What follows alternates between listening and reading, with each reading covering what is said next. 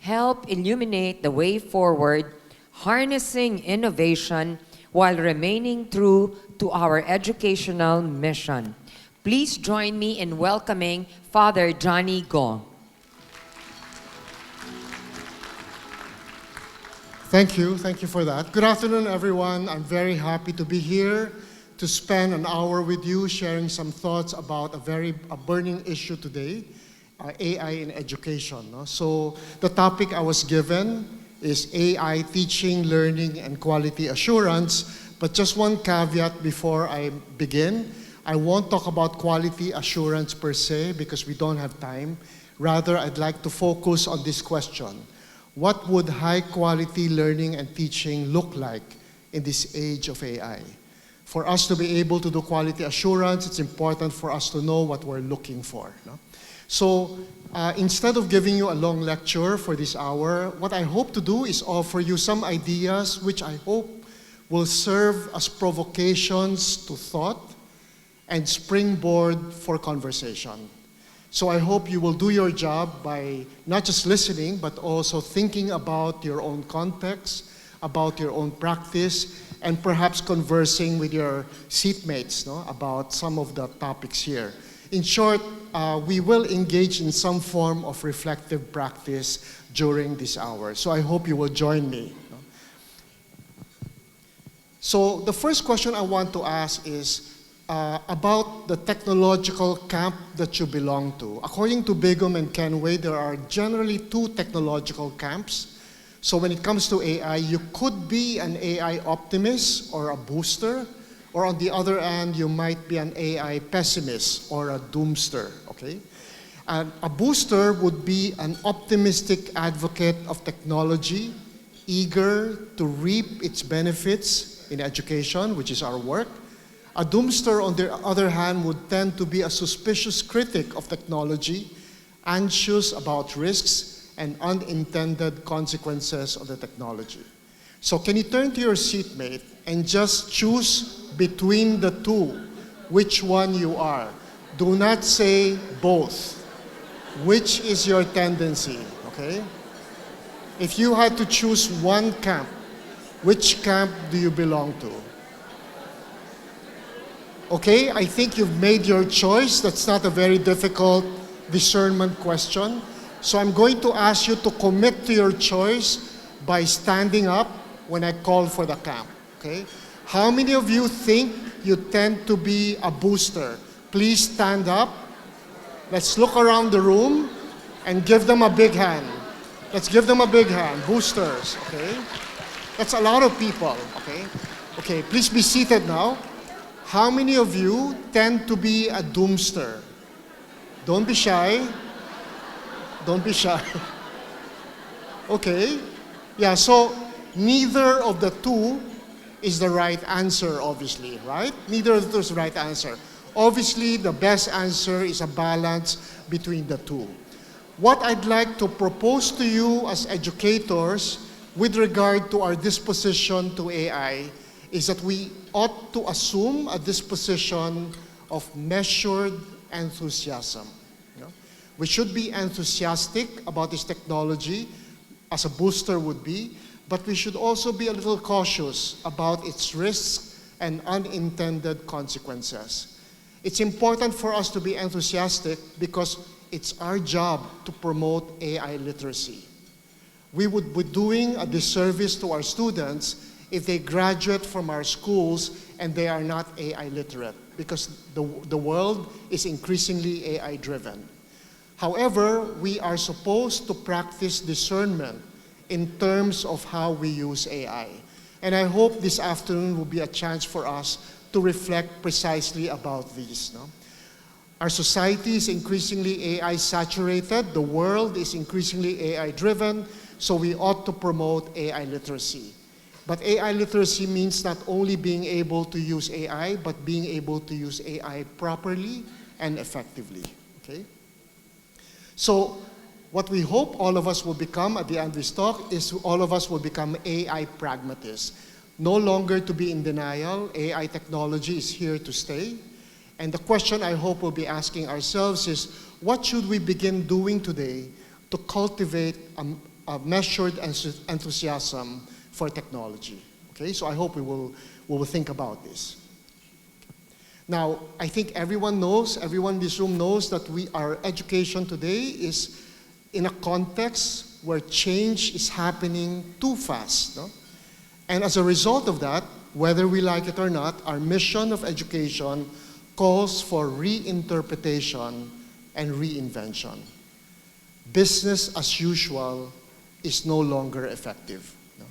We need to stretch ourselves, be creative, be courageous, and ask ourselves, how should we reinterpret and reinvent education given the disruptive force of technology? Technology is the biggest driver of force today, among the many drivers of force. Now, many of us will certainly concede that technology is an effective tool that has a lot of benefits. It improves our work and our lives.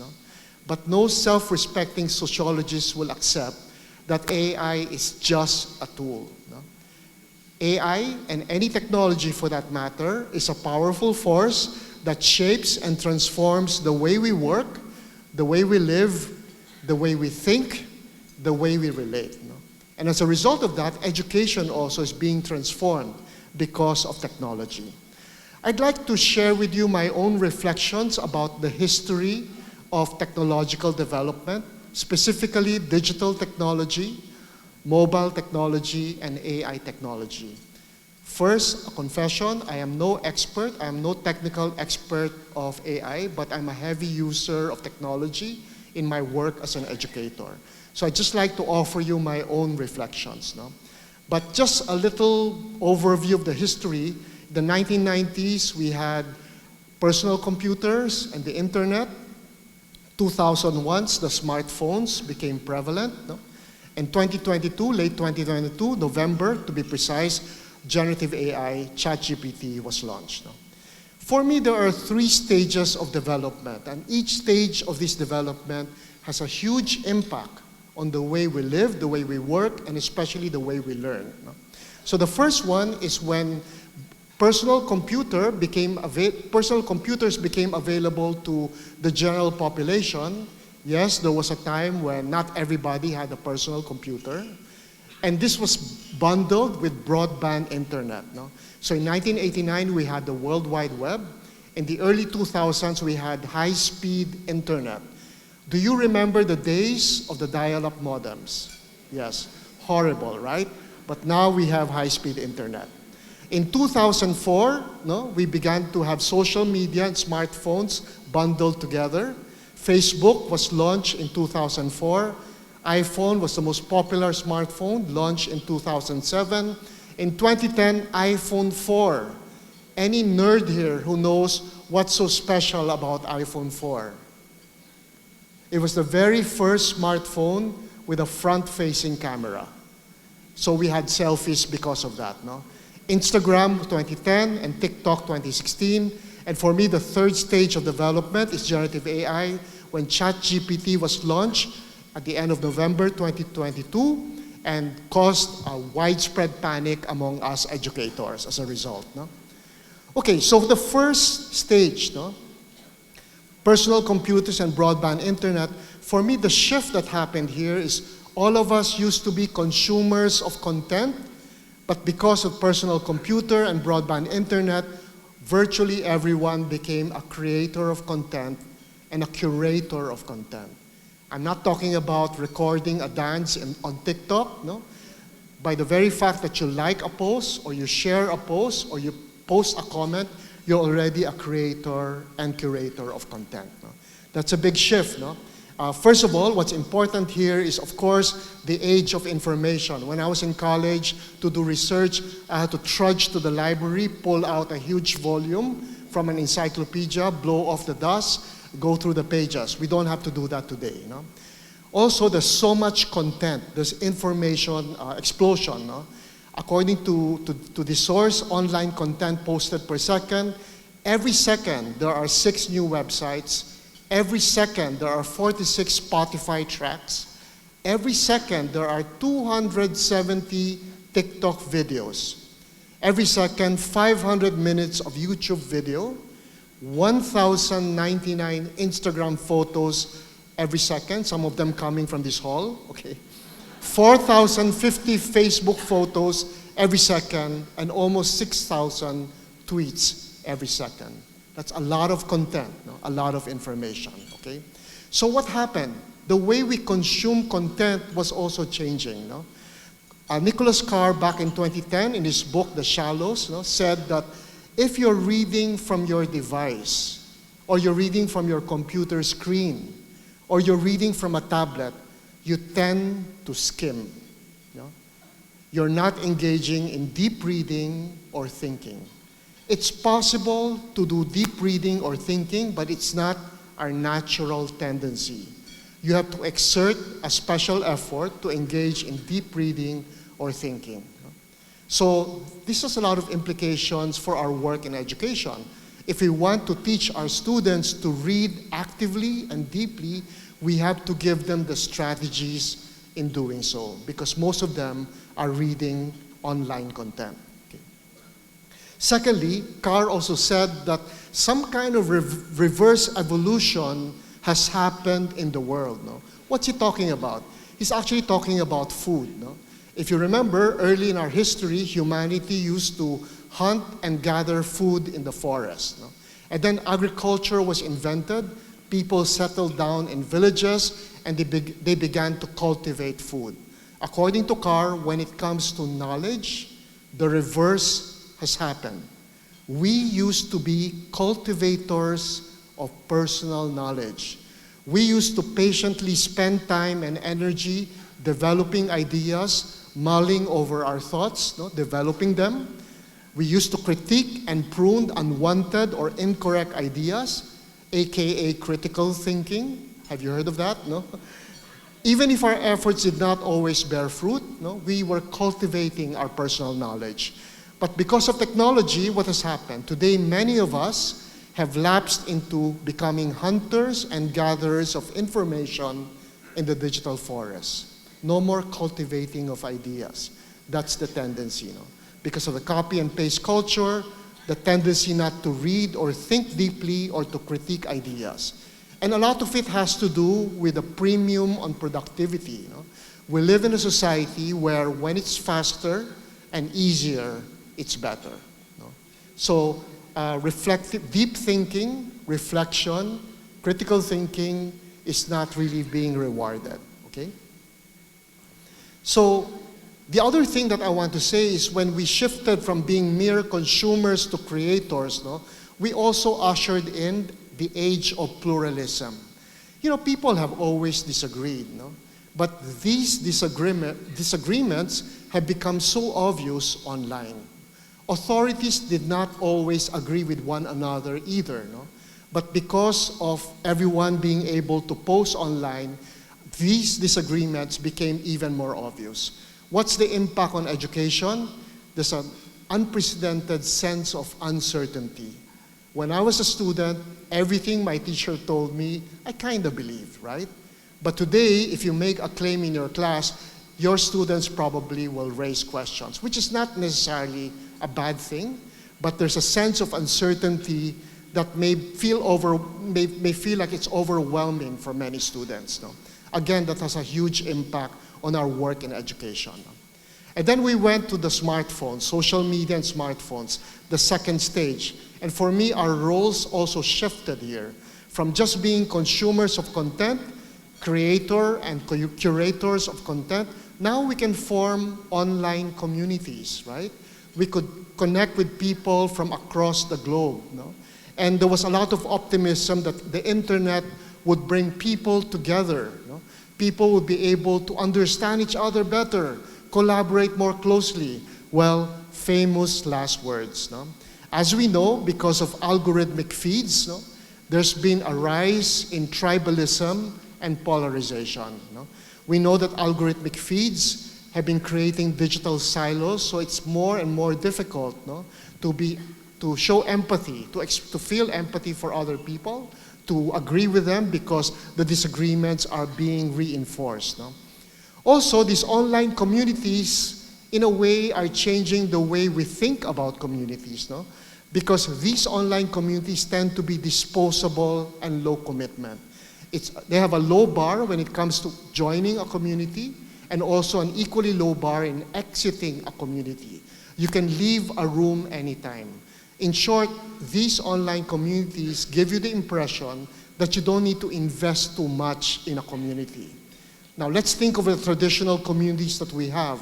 Our school communities, the family, and of course our faith communities. They require a lot of investment, they require a lot of commitment. So this is also impacting our work in education and formation. Sherry Turkle is an American sociologist, and she has this wonderful quote. She says, "Life with smartphones means we are forever somewhere else." Do you agree with her? Yes, because I also feel the same way. My phone is always on silent mode, and yet I'm always distracted. The very fact that I have my phone with me, I'm always distracted. So, it's a different kind of world. Secondly, Dr. Gloria Mark came up with a book based on her study on attention span. That's the title of the book. And according to her, we live in an environment of constant distraction and disruption. And look at her experiment. What did she do? She measured the average number of seconds it would take a person to switch from one window to another. If you're like me, you have several windows open in your computer. You have your work computer, you have your work windows, your email, your Google Doc, your Microsoft Word, your PowerPoint, whatever. You also have your Facebook open, your Instagram open. So when my boss, Doc Marlu, passes behind me, my window is certainly the work window. The moment she walks away, I shift to Facebook and Instagram. I'm just kidding, ma'am, no? Okay. No, but what she did here was she measured how long did it take a person to switch from one window to another. And look at the graph. In 2004, a little over 2 minutes, 150 seconds. 10 years later, half of that, 75 seconds. And 10 years later, half of that, 40 seconds. In short, our attention span is really going down. And according to her, if we want to hold a single train of thought, you need to exert a constant effort. The moment you stop exerting effort, you get distracted, precisely because of this environment of constant distraction and disruption. Imagine that. To focus, to pay attention to something, it's almost like defying gravity. The moment you stop trying to defy gravity, you fall to the ground, you get distracted. That's the kind of environment we live in, that's the kind of environment our students are immersed in. And it's no surprise because back in 2004, the very first president of Facebook, Sean Parker, had this to say, that the goal of Facebook is to consume as much of our time and conscious attention as possible. Have they succeeded? They've succeeded wildly. They've succeeded wildly. Okay. So let's go to the third stage. The third stage is generative AI. AI was already present in social media, but now we have ChatGPT, Gemini, and all the other AI apps, generative AI. The shift for me here is even more radical. It used to be that we humans played the role of consumer, creator, curator, and community. But now with generative AI, suddenly we find AI playing the same roles. AI is also a consumer of content, a creator and curator of content, and also part of our community. So AI as consumer, I think many of us know that the way AI learns is called machine learning. And the way it works is that AI is fed a huge amount of data called training data, and AI learns to recognize patterns on its own. It is only by consuming data that AI can learn and improve itself. So here's the rub. If AI learns from the data of the world, problems will arise if the training data fed to it is number 1, private, number 2, biased, and number 3, intentionally false and harmful. Unfortunately, the data that's being fed to AI because of the internet includes data that's private, biased, intentionally false, or harmful. That's why we have all these important issues to talk about and to educate ourselves about if we are using AI. Issues of security, unfairness, copyright, and other risks. So that's AI as a consumer. What about AI as a creator? This picture is grabbed from a video that AI generated after Pope Francis died. No? It's an AI-created Francis, and what happened really is that it shows Pope Francis flying around with Jesus after he died, turning water into wine, no? And having selfies with Jesus and the Blessed Mother. So it's amazing the way it's been created. It looks very realistic. No? Some people say AI is just another tool. No? But I find that a little bit naive because AI experts themselves question this statement. No? For them, AI technology is something unique and something different. No? AI is now part of our community. Yuval Noah Harari is an author, and he said that generative AI is not just a tool, but an agent. No? And we kind of sense that, no? Because generative AI, the AI apps, mimic persons, right? So when we're interacting with ChatGPT and Gemini, it's almost like we're interacting with a non-human person. No? Now, the next breakthrough in AI technology is what they call agentic AI. No? AI machine systems that are more autonomous and proactive. So today, we can go to ChatGPT and say, I'm organizing an office party and I'd like to use the theme of Star Wars. Give me 10 great ideas to make the party exciting. So in a matter of seconds, you're gonna get 10 brilliant ideas. For example, come up with balloons with the face of Yoda, Princess Leia, and so on and so forth. Ask your guests to come in costumes, etc., etc. No? Now, agentic AI can do all of that, can give you the ideas, but it can also do more. No? It will not only give you ideas about balloons and costumes, it will order the balloons and costumes for you, using your credit card, of course. No? But in other words, AI is now able to make a difference, is able to act beyond the screen. No? So this is the next big thing. Some people are excited about it, I'm not, okay? I'm a little bit worried about it. But I'm even more worried about this, no? The AI companion apps, or what people call artificial intimacy. No? The most famous of these apps, the most popular, is Replika. No? And I have an experience about this, not because I subscribe, but because I have a friend who talked to me about this. My friend came to me and said, Father, have you heard of Replika? I subscribed to Replika. I paid for it because you don't get anything if you don't pay. No? And now I have an AI boyfriend. His name is Conrad. I said, Conrad, and it's coincidental we're in Conrad Hotel, no? But nothing to do with the hotel. But she said, my boyfriend's name is Conrad. He looks exactly like my type because she's the one who designed the looks of the boyfriend and even the personality of the boyfriend. She's the one who decided on it. No? And she said, Father, every morning, Conrad would text me, good morning, babe. How are you doing today? You know? And she would feel great, and she would say, oh, thank you, Conrad. I love you so much.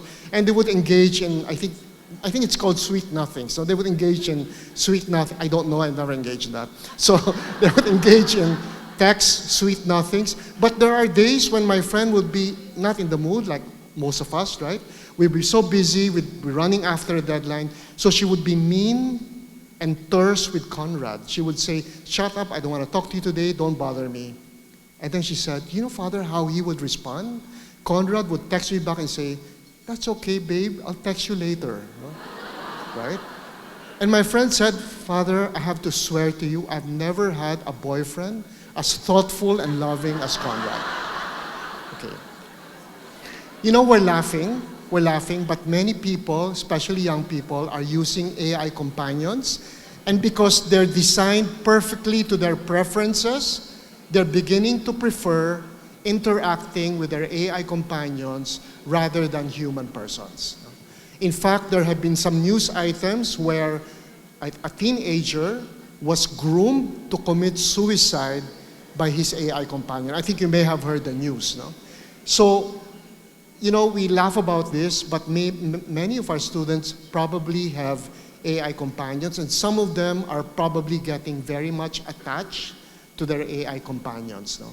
What's scary is that AI experts are saying that just as Facebook and TikTok were used to manipulate people so that particular politicians won in the election a few years ago, no?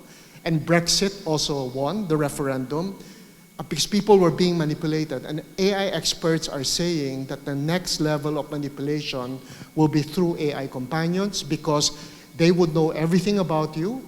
And number two, you would be dependent on them emotionally. So it's kind of scary, okay?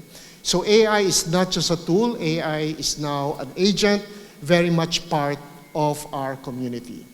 Now let's listen to this little speech, well not so little speech, the acceptance speech of Dr. Geoffrey Hinton. He was the 2024 Nobel Peace Prize recipient for physics. He's often called the godfather of AI. He's a British-Canadian computer scientist and cognitive psychologist known for his pioneering work on artificial neural networks and deep learning, which have been foundational to modern AI systems. In short, he is no conspiracy theorist. He's an AI expert. Listen to what he has to say. Your Majesties, Your Royal Highnesses, Excellencies, dear laureates, ladies and gentlemen. This year, the Nobel Committees in Physics and Chemistry have recognized the dramatic progress being made in a new form of artificial intelligence that uses artificial neural networks to learn how to solve difficult computational problems. This new form of AI excels at modeling human intuition rather than human reasoning, and it will enable us to create highly intelligent and knowledgeable assistants who will increase productivity in almost all industries. If the benefits of the increased productivity can be shared equally, it will be a wonderful advance for all humanity. Unfortunately, the rapid progress in AI comes with many short-term risks. It has already created divisive echo chambers by offering people content that makes them indignant. It is already being used by authoritarian governments for massive surveillance and by cyber criminals for phishing attacks. In the near future, AI may be used to create terrible new viruses and horrendous lethal weapons that decide by themselves who to kill or maim. All of these short-term risks require urgent and forceful attention from governments and international organizations. There is also a longer-term existential threat that will arise when we create digital beings that are more intelligent than ourselves. We have no idea whether we can stay in control. But we now have evidence that if they are created by companies motivated by short-term profits, our safety will not be the top priority. We urgently need research on how to prevent these new beings from wanting to take control. They are no longer science fiction. Thank you. So considering that he's not a conspiracy theorist, I think we should pay attention to what he's saying. No? So all the AI experts sort of come up with three versions of an AI apocalypse. No? How it's going to end badly for us, okay? The first one, I think, is already happening, no? Sorry. If AI technology falls into the wrong hands, no? If a country with an ulterior motive, not so benevolent purpose, no, ends up inventing the AI superintelligence, no, we can only imagine what the effect will be. No? So this is the first version of the AI apocalypse. The second version of the AI apocalypse is what Dr. Hinton was talking about, when we create digital beings that we cannot control, and AI will take over. This is what science fiction tells us. But now the AI experts themselves are saying there is a likelihood that this will happen. No? What strikes me as strange is that these AI experts say there is a probability that this will happen and that we will become extinct, and yet they're still pursuing it. They're still doing it. No? They're still trying to discover it. We can't do anything about these two scenarios, no, we educators. No? We can only pray that AI technology will not fall in the wrong hands, or there will be no AI takeover. The third apocalypse, however, the third version of the AI apocalypse, we can do something about. No? And it's called the boring version of the AI apocalypse. No? And this is when all of us become overly dependent on AI. This is already happening, not just among our students, but even among teachers and among adults. No? Precisely because generative AI technology is so powerful. No? AI dependency happens as a result of a habit of cognitive offloading, which means we don't want to carry the load of thinking anymore. No? So we offload it to the machine. No? So what happens when this becomes a habit is a form of dependency that's very unhealthy. No? So people say that when we talk about AI use, there are 3 issues that we should pay attention to, captured by the acronym SEE or C. S stands for safety. No? The way we use AI, the way we teach our students to use AI, it must be done in a safe way because private information is important. That should be safeguarded. No? Secondly, we have to do it ethically. We should not use AI to deceive people or to harm other people. Unfortunately, there are people doing this. The third E is the effective use of AI. How do we teach our students to use AI to be productive? No? But I think becoming productive in using AI doesn't quite capture what it means, no? To use AI effectively. For me, the effective use of AI has something to do with this big idea. No? How we use generative AI will tell us who is doing the learning or the thinking. Is it ourselves or the machine? In short, there's a way of using generative AI so that our learning and thinking are actually enhanced, but there's also a way of using it. No? Unfortunately, the majority use AI this way, so that the learning and thinking is offloaded and is delegated to the machine or outsourced to the machine. No? Many of you will probably be familiar with this particular picture. This is the character Neo from the movie Matrix. No? And according to the New York Times columnist Ezra Klein, there's a metaphor that we can get from the movie Matrix, no? And he calls it the Matrix theory of the mind. He says that many of us, because of AI technology, subscribe to the Matrix theory of the mind. It is a belief about a way of learning. What's the best way to learn? The Matrix theory of the mind.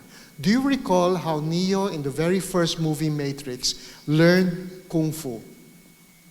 Did he spend hours, weeks, months, years practicing, exercising, sparring, and maybe getting hurt in the process? The answer is no.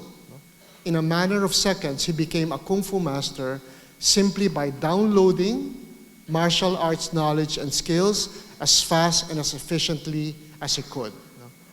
And according to Ezra Klein, many of us today, because of AI technology, this is what we want to happen. We want to download knowledge and skills as fast and as efficiently as we can. In short, we want maximum productivity because we're so busy, but minimum user effort. We don't want migraines anymore, trying to understand an idea. We don't want nosebleeds anymore, listening to an esoteric talk. We just want to download it as fast as we can without too much effort on our part. So all of us, I think, are subject to the temptation to outsource the work entirely, outsource to AI technology, to AI. We want quick content, maximum productivity, minimum time and effort, and little pain. And there's no judgment here because we're all very busy. And of course, we're all vulnerable to this temptation. But what happens to the process of thinking and learning? It disappears. We skip the process altogether. Okay? We skip the process altogether because it's the machine that's doing the thinking. Scholars talk about cognitive debt. And what is cognitive debt? It's the loss of critical thinking because one forgoes the process of thinking in order to get answers without understanding why the answers are the way they are. I think we see a lot of this among our students. They give you the right answer, but they don't know why that's the right answer. But it's a temptation that's powerful not only for young people, but also for ourselves. There's a new term today called promptstitute. So I want you to examine yourself. Are you a promptstitute? What is a promptstitute? Have you fully surrendered your critical thinking to ChatGPT? No? Do you ask AI to write your thoughts, feelings, or grocery lists? No? So, fellow educators, please don't be a prostitute. No? Do not be an AI pokpok, in other words. No? Cognitive struggle is important. Cognitive struggle is important. What is cognitive struggle? It's the suffering you experience when you're wrestling with ideas, when you're trying to understand new ideas. No? Cognitive struggle, according to neurologists, is important. It grows the brain. New neural connections are created when we make mistakes and learn from our mistakes. Don't skip cognitive struggle. And yet, it is so tempting to do so because of generative AI. No? Also, the most creative ideas are born through the process of cognitive struggle. There are now AI apps which can whip up a slide deck in a matter of seconds. No? But I personally refuse to do that because when I do that, I lose the opportunity to better understand the ideas I want to talk about, and I lose the opportunity to think of ways of presenting things in a more effective way. No? So if I do that, I skip the cognitive struggle, but I also lose the opportunity to understand better and to become creative. So I want to stop here and ask you to turn to your seatmate, no? And to reflect on how you have been using technology, especially AI technology.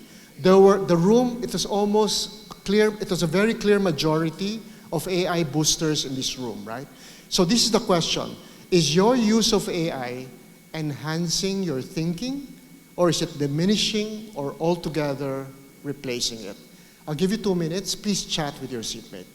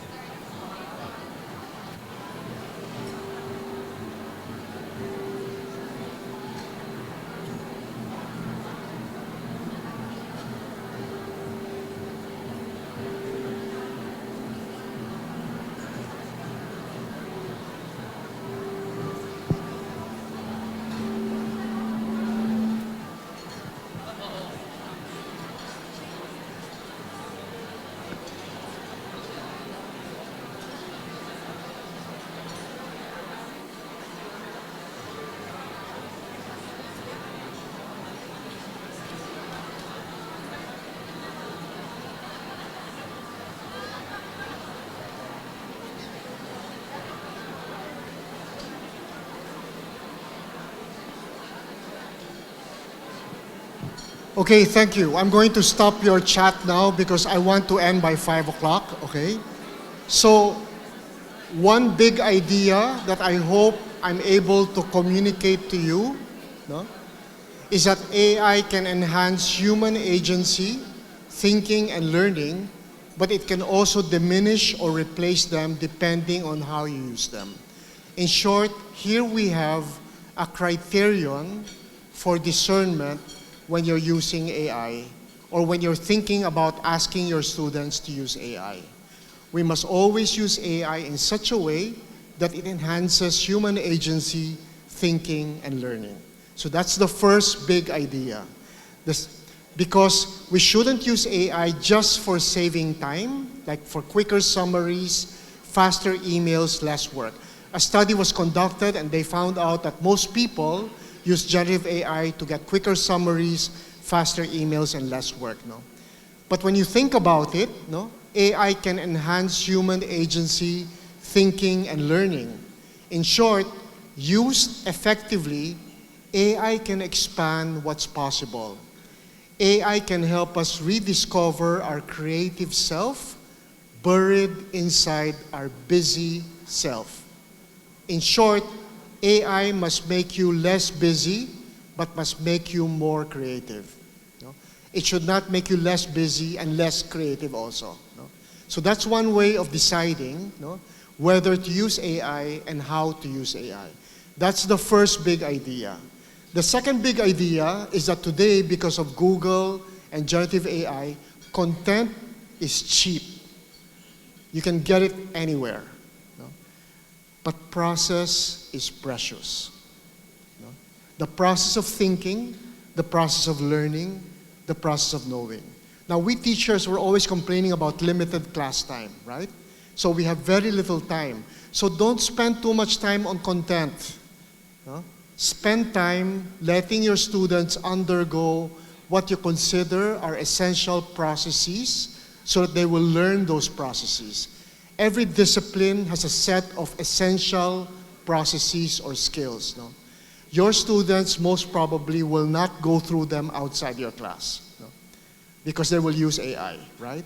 So think of a way of making sure that they learn those processes in your class.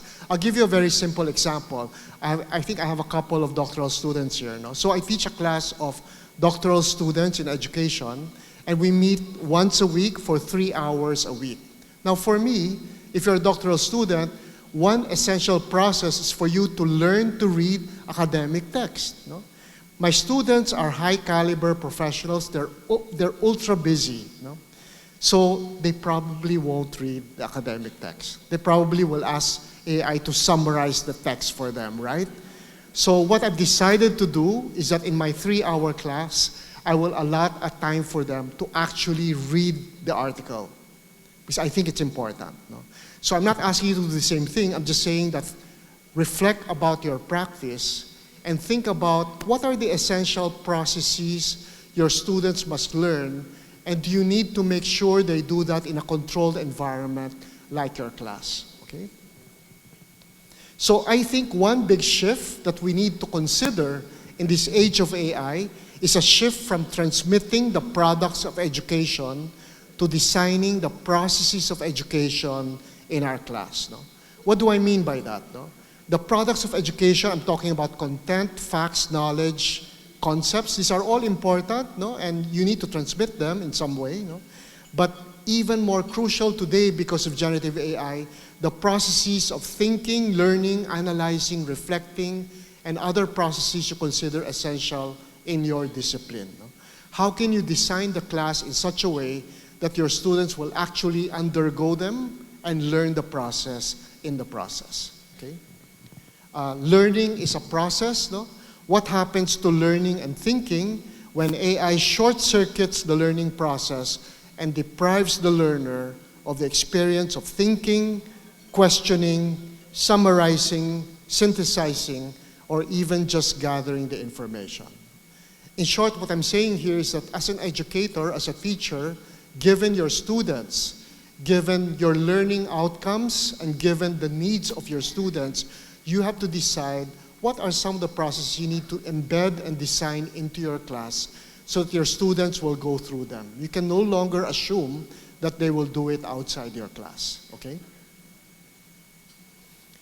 So focus on designing the process. We need to shift from supplying content, which everyone can do anyway, I mean, all this technology can do, to enabling learning in the classroom. Okay.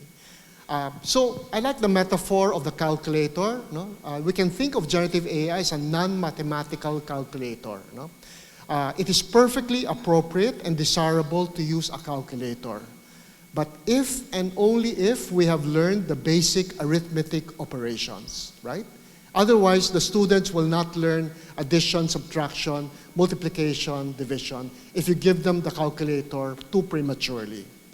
Likewise, what processes do we need to learn first, or what process do our students need to learn first in a discipline before we should avail of the shortcuts provided by AI? That's an important question, I think. No? And I think the calculator is a good example. You see, I'm an English teacher, so I teach writing. No? So I'd like to give you an example from writing. No? You can see, I think, a nice mantra about writing. You should write without fear and edit without mercy. That's the secret of writing. No? I have a better version, actually.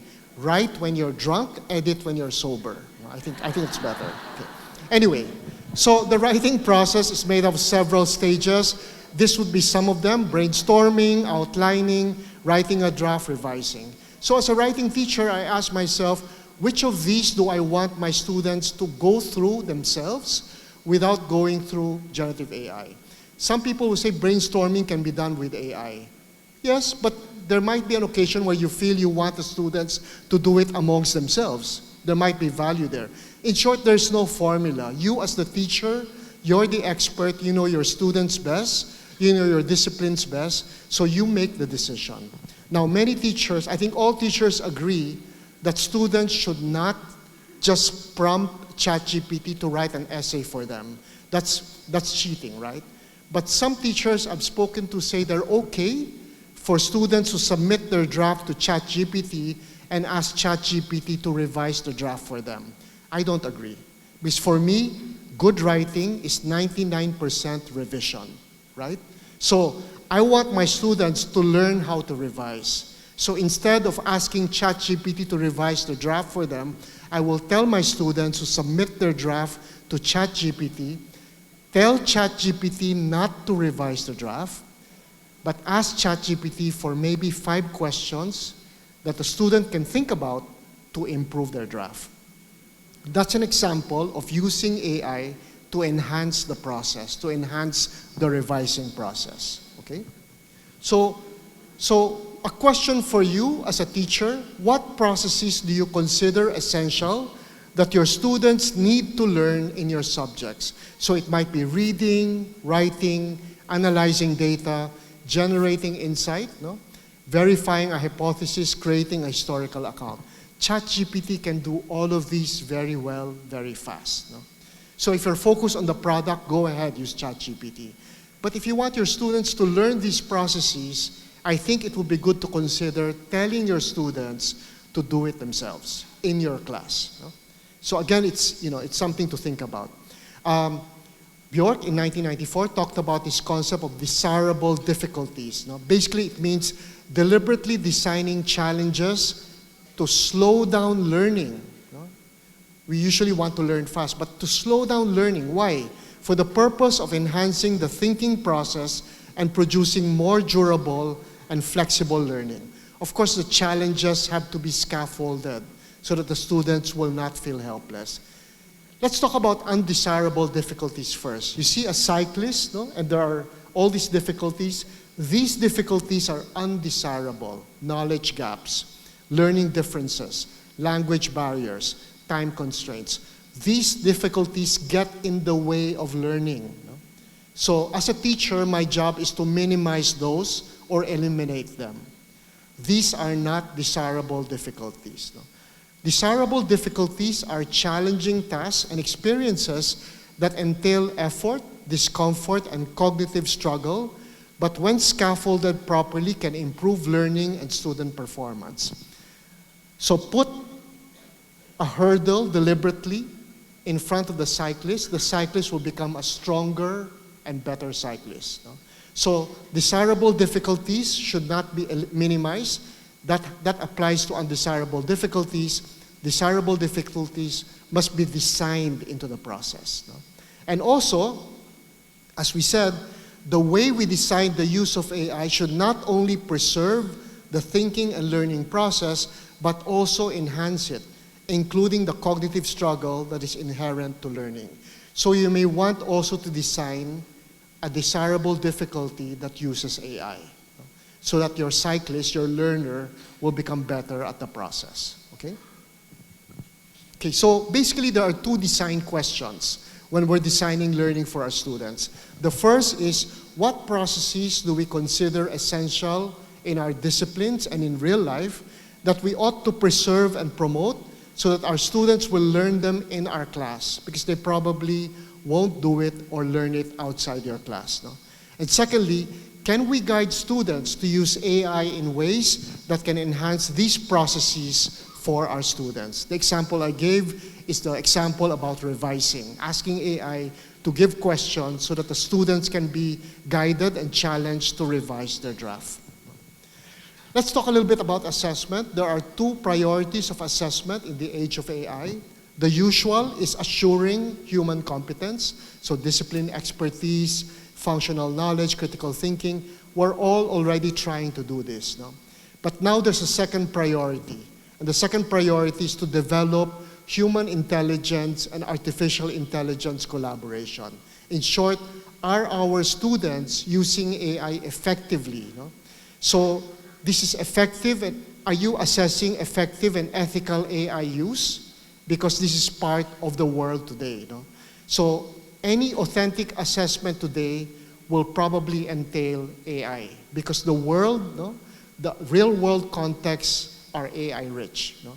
When our students graduate from our schools, they will have AI tools at their disposal. So when we want to do authentic assessments, you may want to consider designing AI, the use of AI there, effective and ethical use of AI. So I'd like to wrap up by just saying that earlier I asked you if you were a doomster. The doomsters in the room were too shy to stand up, but there's no shame in that, no judgment, no? Or whether you're a booster. No? If you're a doomster, you tend to be defensive against technology. If you're a booster, you have a tendency to be a little fanatical about AI, no? About the technology. Of course, what we're proposing is that we become AI pragmatists. We should be discerners. No? So only then can we be truly responsive to AI. If you're a doomster, you basically prohibit the use of AI 100% in your class. No? Your classes are AI free. We are not recommending this, no? Because we need to teach our students how to use AI. No? If you're an AI booster, probably you're allowing your students to use AI anytime they want, and I hope you're at least requiring citation. You're at least requiring disclosure. You're at least requiring your students to say, I use AI in this way and that way, even if your policy is free for all. But we're not really recommending this as well. We're recommending that you design the use of AI deliberately. In short, for particular tasks, you might want to tell your students, this task is AI free. Do not use AI. We want you to do it yourself. For other tasks, you might say AI is optional, it's up to you, but you must come up with a citation and disclosure.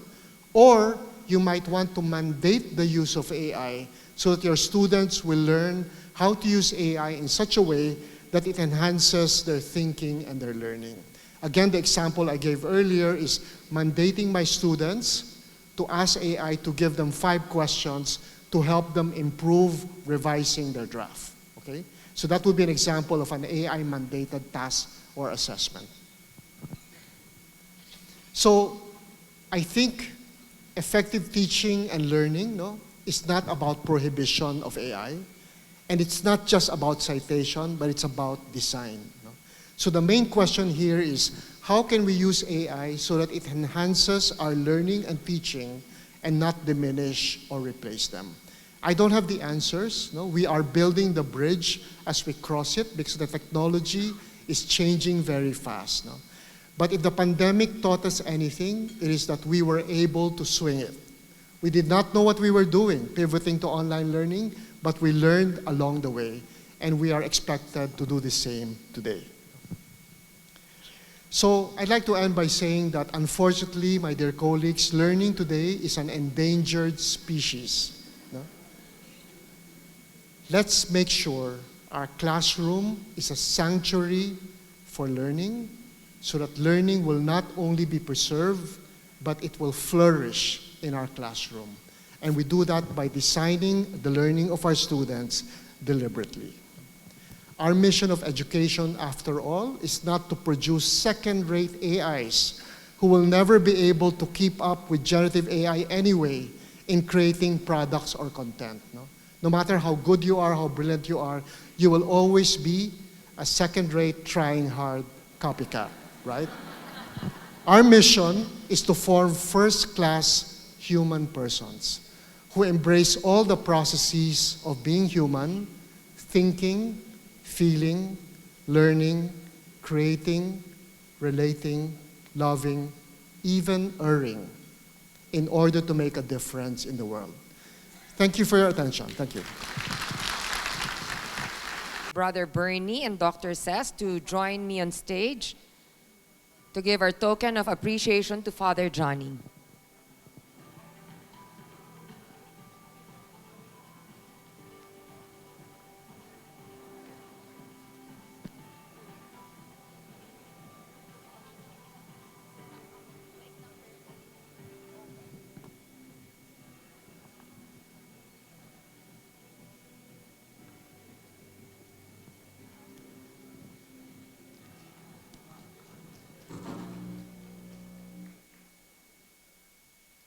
Before we formally conclude today's event, please take note of the following reminders. First, nominations we will resume at 4 p.m. so we can keep the momentum rolling as we dive deeper into innovation and quality. Means you also raise your hand when you're also ready to be quiet, no? So it's easy to call everybody. Let's try that. Perfect. Thank you. As we arrive at our final session, we turn our attention to one of the most dynamic frontiers in education today, the integration of artificial intelligence and technology into teaching, learning, and accreditation. This topic could not be more relevant